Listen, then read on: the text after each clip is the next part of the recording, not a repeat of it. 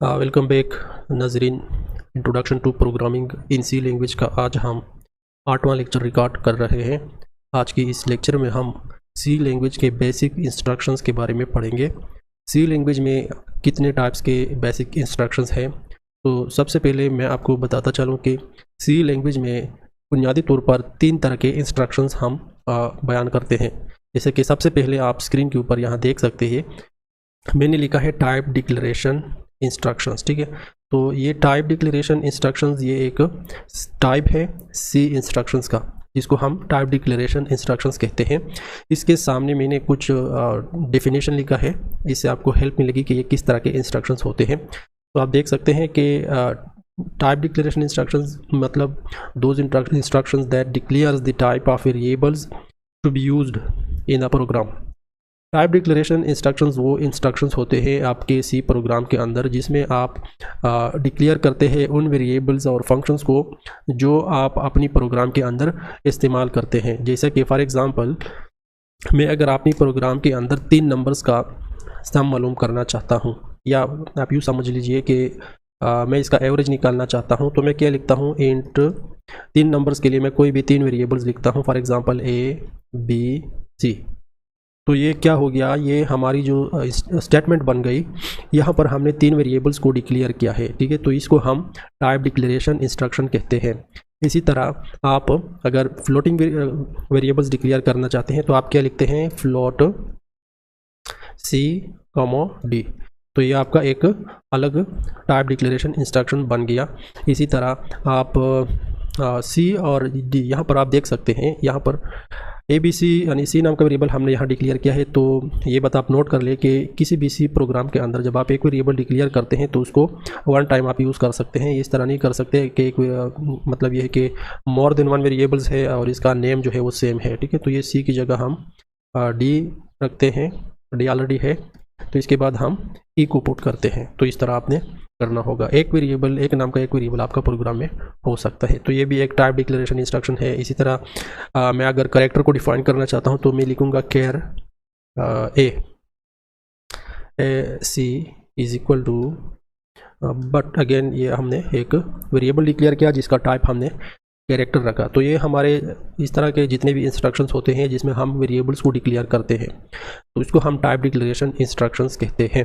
अब type declaration instructions में जब आप वैल्यूज़ देते हैं तो वैल्यूज़ देने का तरीका क्या है। आप जब किसी भी वेरिएबल को डिक्लेयर करते हैं तो या तो आप इसको डायरेक्ट वैल्यू देते हैं, जैसे कि हमने इंट A लिखा और इसके साथ डायरेक्ट हमने इसको 2 असाइन किया। ठीक है, फिर हमने B डिक्लेयर किया है और इसके साथ हमने डायरेक्ट 3 असाइन किया। फिर हमने C डिक्लेयर किया है और इसके साथ ही हमने क्या कर दिया है, हमने फॉर एग्जांपल 5 इसको असाइन कर दिया। तो ये आप इस तरह कर सकते हैं, लेकिन अगर आप इस तरह नहीं करना चाहते तो ये भी कर सकते हैं। जैसे यहाँ आपने फ्लोट वैल्यूज़ डिक्लेयर किए हैं, ठीक है, तो इन फ्लोट्स को इंटीजर्स की तरह यहाँ at the time of declaration आप डायरेक्ट वैल्यू दे सकते हैं। लेकिन अगर आप चाहते हैं कि मैं बाद में वैल्यू देना चाहता हूँ तो आप इस तरह कर सकते हैं कि पहले आपने D और E डिक्लेयर किए हैं और अभी आप D को वैल्यू असाइन करते हैं, फॉर एग्जांपल 2.4। ठीक है, इसी तरह E को आप वैल्यू असाइन करते हैं 3.5 या कुछ भी आप अपनी तरफ से दे सकते हैं। कहने का मतलब ये है कि जब आप सी प्रोग्राम के अंदर एक वेरिएबल डिक्लेयर करते हैं, ठीक है, तो या तो at the time of declaration आप इसको वैल्यू दे देते हैं या आप इसको बाद में डिक्लेयर करने के बाद इसको वैल्यू दे सकते हैं। लेकिन एक बात यहाँ पर आपको नोट करनी होगी और वो ये है कि आप इस तरह नहीं कर सकते। जैसे कि फॉर एग्जांपल मैं E को यहाँ पर हमने अभी तक वैल्यू असाइन नहीं की, मैं E को इसी पॉइंट पे वैल्यू दे देता हूँ कि फॉर एग्जांपल 3.5। अब ये E को जो वैल्यू हमने असाइन कर दी यहाँ पर 3.5, इससे हमारी प्रोग्राम में गलती आ जाएगी, एरर आ जाएगी जब आप इसको एग्जीक्यूट करेंगे। अब गलती क्यों आएगी, गलती आने की वजह ये होती है कि अभी जब हमने E को वैल्यू दे दिया 3.5 तो इसी पॉइंट पर कंप्यूटर को कुछ पता नहीं चलता, क्योंकि जब हम अपना प्रोग्राम एग्जीक्यूट करते हैं तो वो मैन से शुरू होता है और इसको सिक्वेंशली एग्जीक्यूट करता है। पहला इंस्ट्रक्शन यानी कि पहली statement in the body of man, इसको रीड करेगा, फिर इसके बाद दूसरी, तीसरी, चौथी, पांचवी, इस तरह ये सीक्वेंस ऑफ एग्जीक्यूशन चलता रहता है। अब जब फर्स्ट टाइम हम इसको रन करेंगे तो कंपाइलर इस लाइन को तो रीड करेगा, जैसे ही वो इस लाइन पर आ जाएगा E इज इक्वल टू 3.5 को देखेगा तो कंपाइलर या आपका कंप्यूटर इस बात को नहीं समझेगा कि E क्या चीज़ है, क्योंकि हमने यहाँ पर E को वैल्यू तो दे रखी है बट हमने E को पहले डिक्लेयर नहीं किया है। ठीक है, अगर हमने यहाँ E को डिक्लेयर किया है कि ये फ्लॉट है, लेकिन जब कंपाइलर इसको रीड करेगा तो अब तक कंप्यूटर ने इस चीज़ को रीड नहीं किया है, मतलब इसके मेमोरी में ये इन्फॉर्मेशन अब तक नहीं है, ठीक है। तो इसलिए वो इसी पॉइंट पे रुक जाएगा। तो कहने का मतलब ये है मेरा कि जब भी आप किसी भी वेरिएबल को यूज़ करते हैं, किसी भी वेरिएबल को आप अपनी प्रोग्राम में यूज़ करते हैं, उसको वैल्यू देते हैं, तो ये बहुत ज़रूरी है कि इससे पहले आपने वो चीज़ डिक्लेयर क्या हो। अब जब मैं यहाँ ई को 3.5 दूंगा तो ये एरर आ जाएगा, लेकिन अगर मैं ई को ये 3.5 की वैल्यू जो है वो इसी पॉइंट पे दूंगा कि ई बराबर है 3.5, तो अब कोई भी एरर इसमें नहीं आएगा, क्योंकि अब जब कंप्यूटर इस चीज़ को रीड करेगा तो इससे पहले उसने ये चीज़ रीड की हुई है, ये लाइन के फ्लोट हमारे पास डी और ई फ्लोट नेचर के हैं। तो अब ऑलरेडी जब वो इसको रीड करेगा तो पहले ही जब वो ई को देखेगा तो उसको पता चलेगा कि ई क्या है, ई एक फ्लोटिंग वेरिएबल है। सो ये कहने का मतलब मेरा यह है कि जब भी आप अपनी प्रोग्राम के अंदर किसी वेरिएबल को डिक्लेयर करते हैं तो यूज़ करते हैं, तो यूज़ करने से पहले आपने इसको डिक्लेयर करना ज़रूरी होता है। और टाइप डिक्लेरेशन इंस्ट्रक्शन इस तरह होते हैं। इसी तरह आप इसको आइडेंटिफाई करते हैं कि इसके शुरू में क्या लिखा जाता है, इंट लिखा होता है, या इसके शुरू में फ्लोट लिखा होता है, या इसके स्टार्ट में केयर लिखा होता है। तो ये टाइप डिक्लेरेशन इंस्ट्रक्शंस कहलाते हैं, ठीक है। इसके अलावा भी आपको कभी कभार आपको मिलेगा कि इसके सामने आपने वॉइड लिखा होगा जब आप फंक्शन को डिफाइन करते हैं, बट ये चीज़ें हम बाद में पढ़ेंगे जब हम फंक्शंस को डिटेल में पढ़ेंगे। अब तक के लिए आप सिर्फ इतना समझिए कि टाइप डिक्लेरेशन इंस्ट्रक्शंस होते क्या है, ठीक है। सो टाइप डिक्लेरेशन इंस्ट्रक्शंस वो इंस्ट्रक्शंस होते हैं जिसमें आप क्या करते हैं, वेरिएबल्स को डिक्लेयर करते हैं, जिन वेरिएबल्स को आप अपने प्रोग्राम में यूज़ करते हैं, और उनको आप वैल्यूज़ किस तरह दे सकते हैं। मैंने आपको बताया कि at the time of declaration आप हर एक को एक एक वैल्यू दे सकते हैं, या आप अगर पहले इसको डिक्लेयर करते हैं तो बाद में इसको वैल्यूज़ दे सकते हैं इंडिविजुअली, या बाय कीबोर्ड जब आप प्रोग्राम करें और आप चाहते हैं कि कीबोर्ड के थ्रू प्रोग्राम की जब एग्जीक्यूशन होगी और कंप्यूटर मुझसे खुद पूछेगा कि अब आपने डी के लिए या ई के लिए कौन सी वैल्यू देनी है, तो वो स्कैनएफ और प्रिंटएफ के प्रोग्राम जब हमने करने हैं, आगे भी करेंगे, पिछले भी हमने किए थे, थोड़ा बहुत आइडिया शायद आपको वहाँ से मिला होगा कि हम वेरिएबल को वैल्यूज़ उसी तरह भी दे सकते हैं। दूसरा टाइप सी इंस्ट्रक्शंस का जो आता है वो हमारे पास है अरिथमेटिक इंस्ट्रक्शंस, ठीक है। यहाँ पर मैंने कुछ मल्टी लाइन कमेंट में इस चीज़ को लिखा है ताकि आसानी हो याद करने में। अरिथमेटिक इंस्ट्रक्शंस, ठीक है, ये सेकंड टाइप है सी इंस्ट्रक्शन का। और ये क्या होता है, थोड़ा शॉर्टकट डिफिनेशन आप इसका देख लें पहले कि this one performs arithmetic operations on the constants and variables by division, multiplication, addition, subtraction या मॉड्यूलेशन, ठीक है। मतलब ये है कि डिफरेंट टाइप्स के कांस्टेंट्स और वेरिएबल्स को एडिट, सब्ट्रैक्ट, मल्टीप्लाई, डिवाइड करना, ठीक है। ये जो जिस सेंटेंस है, जिस इंस्ट्रक्शन में आप करते हैं उसको आप अरिथमेटिक इंस्ट्रक्शन कहेंगे। जैसे कि फॉर एग्जांपल मैं यहाँ पर ए को लिखता हूँ कि इंट ए नाम का एक वेरिएबल है हमारे पास, चले बी भी हम लिख लेते हैं और सी भी हम लिख लेते हैं। 3 वेरिएबल है हमारे पास, इंट ए कॉमा बी कॉमा सी और सेमीकोलन, मतलब ये हमारे पास 3 नंबर्स है या 3 वेरिएबल्स है इंटीजर टाइप के। अब मैं इसको ऐसे अगर लिखूंगा कि ए बराबर है बी प्लस सी, तो आप यहाँ पर देख सकते हैं कि हमने 2 वेरिएबल्स को ऐड कर लिया है। तो ये जिस इंस्ट्रक्शंस में एडिशन का ये मतलब जो भी अरिथमेटिक ऑपरेटर आ जाए, एडिशन होगा, मल्टीप्लिकेशन होगा। चलो मैं थोड़ा इस चीज़ को मज़ीद एक्सप्लेन करने के लिए इसमें मज़ीद कुछ वेरिएबल्स डाल लेता हूँ, ए बी सी डी और ई तक हम चलते हैं। अब इसको हम इस तरह कर देते हैं कि बी प्लस सी इंटू, ये मल्टीप्लिकेशन के लिए आपने स्टार का यूज़ करना होगा सी प्रोग्रामिंग के अंदर, ठीक है। तो बी प्लस सी इंटू डी, और डिवीजन के लिए आपने क्या करना है, चले हम इसको फॉर एग्जांपल डिवाइड भी करते हैं। डिवाइड करने के लिए आपने फॉरवर्ड स्लैश यूज़ करना है और हम इसको ई के ऊपर डिवाइड करते हैं, ई के ऊपर, ठीक है। ये अब ये आपका एक अरिथमेटिक इंस्ट्रक्शन है, क्योंकि इसमें आपको डिफरेंट टाइप्स के अरिथमेटिक ऑपरेटर्स मिलते हैं, प्लस भी है, मल्टीप्लिकेशन भी है, डिवीजन भी है, आप सब्ट्रैक्शन भी इसमें लगा सकते हैं। जैसे कि फॉर एग्जांपल हम अगर इसको यूँ कर दे कि इसको ब्रैकेट में इनक्लोज करते हैं, ठीक है, और फिर यहाँ से हम माइनस करते हैं कुछ वैल्यू 5, हम इसको माइनस करते हैं और आखिर में इसको ई के ऊपर डिवाइड कर देते हैं। तो ये एक वेल स्टैंडर्ड अरिथमेटिक इंस्ट्रक्शन आप इसको कह सकते हैं, क्योंकि इसमें तकरीबन सारे ऑपरेटर्स हमने यूज़ कर रखे हैं। तो इस तरह की जितने भी इंस्ट्रक्शंस होते हैं जहाँ पर आप कैलकुलेशन करते हैं डिफरेंट अरिथमेटिक ऑपरेटर्स को यूज़ करके, ठीक है, तो इसको आप अरिथमेटिक इंस्ट्रक्शंस कहते हैं। यहाँ पर डिक्लेरेशन का कॉन्सेप्ट आपको नहीं मिलता, क्योंकि ना तो इस सेंटेंस के शुरू में हमने इंट लिखा है, ना हमने फ्लोट, ना वाइड, ना क्या, ठीक है। तो यहाँ मतलब ये है कि ये डिक्लेरेटिव सेंटेंसेस नहीं है। अब यहाँ पर ज़रूरी नहीं है कि सारे ऑपरेटर्स हों, ठीक है, बट मैंने आपको समझाने के लिए सारे लिख दिए। अब इसकी ये जो अर्थमेटिक इंस्ट्रक्शंस है, ठीक है, इसके कुछ अहम पॉइंट्स है। यहाँ पर आप देख सकते हैं मैंने लिखा है कि सम इंपॉर्टेंट पॉइंट्स। ये चीज़ें आपको नोट करना बहुत ज़रूरी है। Number 1, no operator is assumed to be present. इसका क्या मतलब है? इसका मतलब ये है कि जब आप सी इंस्ट्रक्शन लिखेंगे और जहां आपको किसी ऑपरेटर को लिखने की ज़रूरत होगी तो आपको वो लाजमन लिखनी होगी। आप इसको एज्यूम नहीं कर सकते, फ़र्ज़ करें एज्यूम नहीं कर सकते कि ये इस तरह होगा। इसको मैं थोड़ा आपको समझाने के लिए एक दूसरे टेप पे ले जाऊँगा। फॉर एग्जांपल, हम जब किसी डिस्ट्रीब्यूटिव प्रॉपर्टी ऑफ मल्टीप्लिकेशन और एडिशन की बात कर रहे थे तो वो इस तरह था कि ए इंटू बी प्लस सी मैथमेटिक्स में, तो हम ये इस तरह लिखते थे कि ए बी प्लस ए सी। अब यहाँ हमें पता होता है कि जब भी किसी दो टर्म्स के बीच में कोई साइन नहीं होता, कोई ऑपरेटर नहीं होता, तो हम बाय डिफ़ॉल्ट इसको मल्टीप्लिकेशन कंसीडर करते थे, यानी ए बी। तो हम अपनी तरफ से इस चीज़ को एज्यूम कर लेते थे कि ये आपस में मल्टीप्लाइड है, यानी इसके बीच में मल्टीप्लिकेशन एग्जिस्ट करता है ए बी, ठीक है। इसी तरह हम ये भी इस चीज़ को भी एज्यूम कर लेते थे कि ये आपस में मल्टीप्लाई है, यानी इसके बीच में मल्टीप्लिकेशन एग्जिस्ट कर रहा है। इसी तरह ए और इसी ब्रैकेट के बीच में मल्टीप्लिकेशन एग्जिस्ट कर रहे हैं, लेकिन हम लिखते नहीं थे क्योंकि वो मैथमेटिक्स था। लेकिन यहाँ सी लैंग्वेज में आपको ये चीज़ लिखना पड़ेगा। अगर सी लैंग्वेज में आप इस चीज़ को लिखते हैं तो आपको वाज़ेह आपको हर एक ऑपरेटर लिखना पड़ेगा कि यानी यहाँ पर मल्टीप्लिकेशन है और मल्टीप्लिकेशन के लिए आप स्टार इस्तेमाल करते हैं। बी है प्लस सी है इज इक्वल टू ए भी आप नहीं लिख सकते, आप ए स्टार बी लिखेंगे, ठीक है। और इसी तरह प्लस ए स्टार सी लिखेंगे। तो सी में आप distributive property of multiplication over addition को इस तरह लिखेंगे जो मैंने क्लोज कर रखा है बॉक्स में, ठीक है। और मैथमेटिक्स में तो आपको पता होता है कि ज़रूरी नहीं होता कि आप यहाँ मल्टीप्लिकेशन शो करें या ना शो करें, कोई फ़र्क नहीं पड़ता, वो आपको अपनी तरफ से पता होता है, ठीक है। एज्यूम किया होता है आपने कि जब किसी भी दो वेरिएबल्स के या टर्म्स के बीच में कोई भी ऑपरेशन नहीं होगा तो हम इसको मल्टीप्लिकेशन कंसीडर करते हैं।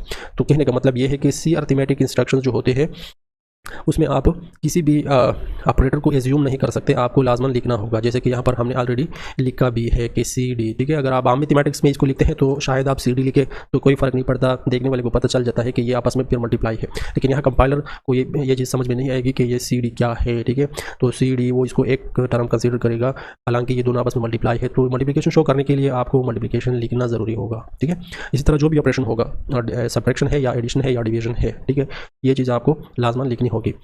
इसके अलावा इसका दूसरा पॉइंट जो है वो ये है कि the arithmetic instructions allows only one variable on the left of assignment operator. इसको हम असाइनमेंट ऑपरेटर कहते हैं, ये जो इक्वल है, ठीक है। कहते हैं कि सी अर्थमेटिक इंस्ट्रक्शंस के लेफ्ट साइड पे हमेशा एक वेरिएबल होगा, एक से ज़्यादा वेरिएबल आप नहीं लिख सकते। जैसे कि यहाँ पर इन दिस केस आपको नज़र आ रहा है कि इसी इक्वलिटी के लेफ्ट साइड पर हमने सिर्फ ए लिखा है, ठीक है। तो अगर मैं इसको ए से लिखता कि फॉर एग्जांपल बी प्लस सी बराबर है ए, तो फिर ये हमने वायलेशन की है सी अर्थमेटिक इंस्ट्रक्शंस के जो रूल है, और आपके प्रोग्राम में शायद इससे एरर आ सकता है। तो आप इस तरह नहीं कर सकते हैं कि बी प्लस सी या बी -5 बराबर है सी। लेफ्ट साइड पे हमेशा आपने सिंगल टर्म लिखना है इस साइड पे, तो आपको एरर नहीं आएगी, ठीक है। तो ये पॉइंट आपने नोट की। इसके अलावा allows only one variable on the left of equality operator, ये तो हो गई। और फॉर एक्सपोनेशन द फॉर्मेट इज, अगर आपने किसी पावर की एक्सप्रेशन लिखनी है जहां पावर होता है, बेस और एक्सपोनेंट की बात मैं कर रहा हूं, तो सी में अगर आपने किसी चीज़ को प्रिंट करना है तो वो आप कैसे करेंगे, ठीक है। तो इस मकसद के लिए मैं इसी पॉइंट पे थोड़ा आपको समझाऊंगा कि इसका फॉर्मेट मैंने आपको यहाँ पर बताया है कि जो कौन सा फॉर्मेट होगा। आपने एक फंक्शन यूज़ करना है POWV, ठीक है, पावर। फिर आपने ब्रेसेस लिखने हैं और ब्रेसेस के अंदर आपने सबसे पहले जिस चीज़ को आप एक्सपोनेंट बनाना चाहते हैं वो आपने यहाँ लिखना है और बेस आपने यहाँ लिखना है। अब ये चीज़ जो है ये आपको अभी मैं प्रैक्टिकल थोड़ा समझाऊंगा, ठीक है। इसके लिए मैं इस कोड को रिमूव करना चाहता हूँ। आपको सिर्फ हमने ए वेरिएबल लिखा है, ठीक है। अब मैं चाहता हूँ कि ए में हम 2 की पावर 3 को स्टोर करें, यानी कहने का मतलब ये है कि देख लेते हैं यहाँ पर हमारे पास फॉर एग्जांपल आपके पास कुछ इस तरह का एक मैथमेटिकल स्टेटमेंट है, ए बराबर है 2 की पावर 3। अब इस चीज़ को, ये पावर वाली सिचुएशन को हैंडल करने के लिए ये चीज़ अगर आपने सी प्रोग्रामिंग के अंदर करनी है तो एक्सप्रेशन आप कैसे करेंगे, ए इज इक्वल टू 2 की पावर 3। तो फॉर्मेट मैंने आपको बताया है, फॉर्मेट क्या है, ए बराबर है पावर लिखना है और एक्सपोनेंट यानी कि जो पावर होता है वो कॉमा बेस, ठीक है। तो चलें इसको प्रैक्टिकल देखते हैं।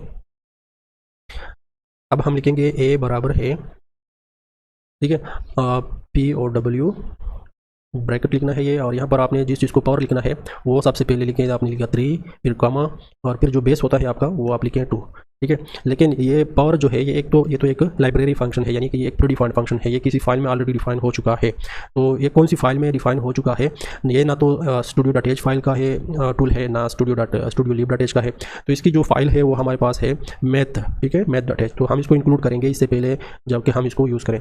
तो हम इंक्लूड करने के लिए लिखते हैं हैश इंक्लूड हैश इंक्लूड, और फिर यहाँ पर आप लिखेंगे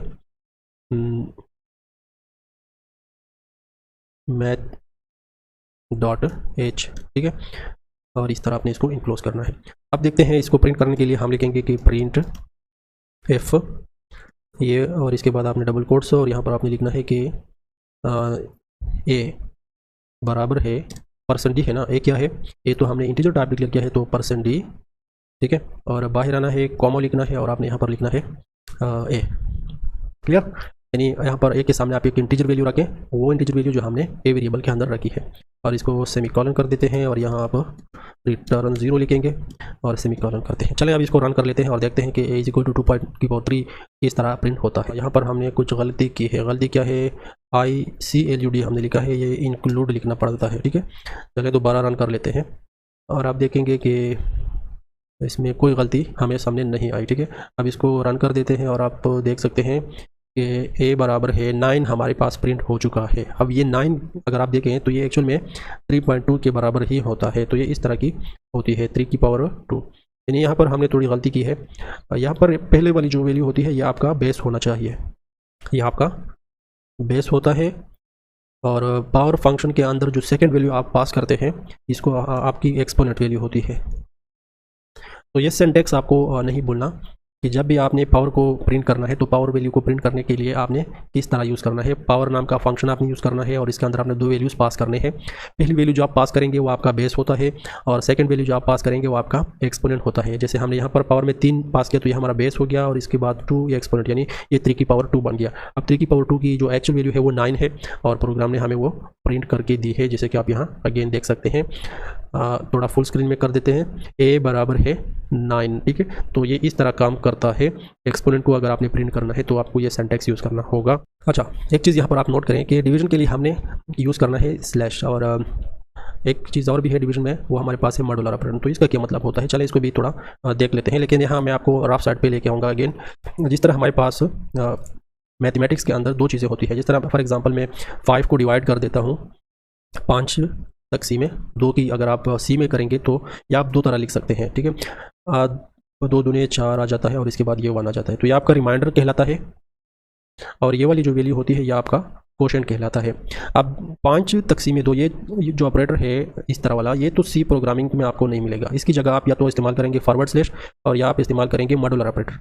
अब अगर आप 5 डिवाइड बाई 2 करेंगे तो यहाँ से यह आपको कौन सी वैल्यू देगा, और अगर आप 5 डिवाइड बाई 2 को इस स्लैश से नहीं बल्कि मॉड्यूलर ऑपरेटर से करेंगे तो इसका आंसर आपको कंपाइलर किया देगा। ये चीज़ आप नोट करें। जब आप डिवीजन के लिए फॉरवर्ड स्लैश को यूज़ करते हैं तो ये आपको वो वैल्यू देगा जो आपका कोशेंट होता है, यानी 2 देगा, ठीक है।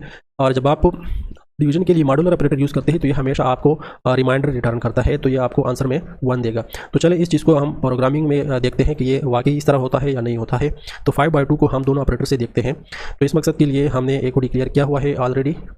अब इसको मैं मिटाऊँगा और यहाँ पर मैं लिखूँगा A is equal to 5 divide by 2। Forward slash से पहले हम इसको देखते हैं और फिर हम एक को प्रिंट भी कर देते हैं। अब 5 डिवाइड बाई 2 हमने फॉरवर्ड स्लैश से डिवीजन का ऑपरेटर यूज़ किया है, तो ये हमें कोशेंट रिटर्न करेगा, यानी हमें ये वाली वैल्यू रिटर्न करेगा 2।